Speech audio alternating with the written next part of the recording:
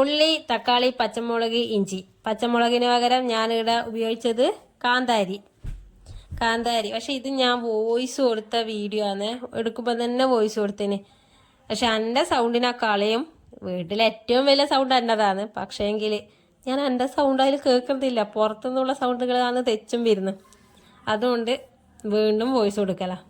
പക്ഷെ ഈ വോയിസ് കൊടുക്കുന്നത് തന്നെ ഞാൻ വിഷയത്തിൽ നിന്ന് മാറിക്കൊണ്ടിരിക്കുന്നല്ലേ.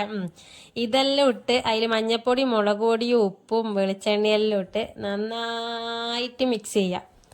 ഇത് കാണുമ്പോൾ എല്ലാവരും അയ്യേന്ന് വിചാരിക്കും. പക്ഷേങ്കിൽ എന്നാ വീട്ടിൽ നിന്ന് എല്ലാവരും ഇങ്ങനെയല്ലേ ചെയ്യാം. ആയിക്കോട്ടെ, നീ അങ്ങനെ ആക്കിക്കേ. ഇതാണ് വോയിസ് കൊടുക്കാൻ നിന്നിട്ട് ഞാൻ എത്രോട്ട് അറിയാ പറയുന്നത്, മിണ്ടാണ്ട് നിൽക്കുന്ന കേൾക്കൂല. വീണ്ടും വിഷയത്തിൽ നിന്ന് തന്നിപ്പോന്ന്. ഇനി പുളി ഒഴിക്കുക. പുളി വെള്ളം, അതായത് നമ്മൾ കൊടംപുളിയല്ല ഉപയോഗിക്കുന്നത്, വാളം പുളിയാണ്. ഇത് ഞാൻ വോയിസ് കൊടുക്കുന്നത് കുറേ വട്ടമായി. അപ്പോൾ ഇവക്ക് സംഭവം എന്നാന്നല്ലേ ഓക്ക് മനസ്സിലായി.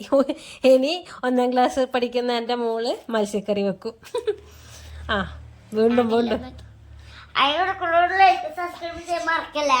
അങ്ങനെ ഇത് നമ്മൾ മത്സ്യം ചെറിയ മീനായതുകൊണ്ടാണ് ഇങ്ങനെ വെക്കുന്നത്. അല്ലെങ്കിൽ ഇതിൻ്റെ കൂടെ തന്നെ നമ്മൾ മത്സ്യങ്ങളെല്ലാം ഇട്ടിട്ട് തിളപ്പിച്ചെടുക്കുക കേട്ടോ. അങ്ങനെ കറിവേപ്പിലയെല്ലാം പറിച്ചിട്ട് നമ്മൾ അടുപ്പത്ത് വെച്ച് നന്നായി തിളച്ച് വരുമ്പോഴാണ് കുഞ്ഞു മത്തിയായതുകൊണ്ട് ഇട്ട്, അല്ലെങ്കിൽ നേരത്തെ ഇടും.